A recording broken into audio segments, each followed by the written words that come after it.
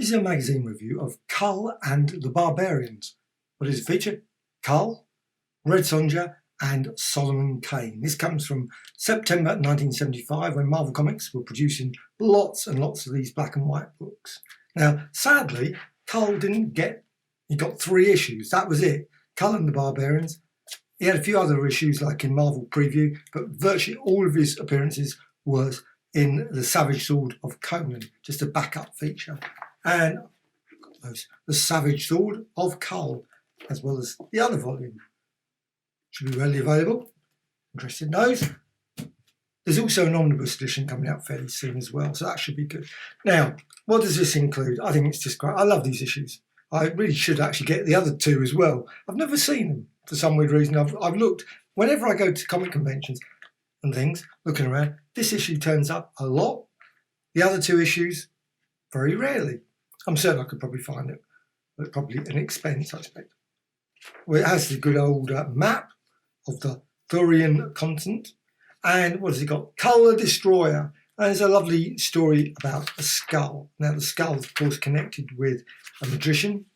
And it's a sort of odd fantasy for Kull. It's a good story. And the artwork's excellent. The artwork's by, and I'm just going to quickly go, Vicente Alcazar. Now, the other one is a Red Sonja story. Now, one thing I love about these magazines, you've also got these sort of little articles. They have lots of articles, something you don't get in the colour books, but in the these you would often have an article. And this is all about Solomon Kane, all the various, his career, the various books he appeared in, obviously Weird Tales, he was popular in Weird Tales. Also got lots of these lovely adverts. You've got the Red Sonja story, which is a sort of origin story. You've got which is very similar to a book that I did a review on, the Ballad Red Sonja book recently.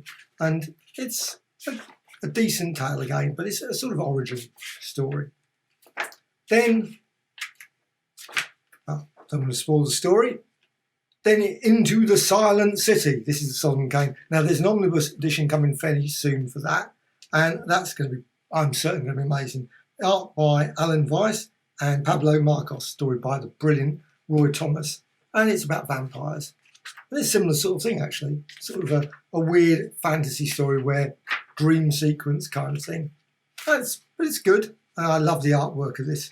And Solomon Kane's stories are always good. I loved the actual books themselves and all the comics. Thoroughly enjoyed the stories. Well, you got that. Then you got, of course, the adverts at the back. Quite often these books, they had about 10, 15 pages of adverts. Always seemed a lot of adverts. But you got an article, obviously a bit more of the article about Solomon Kane. Then next issue, Black Mark versus the Demon. This is on the 4th issue. Sadly, that never ever appeared. Would have been really good. So Kull, Solomon Kane, I don't know what happened to Red Sonja then.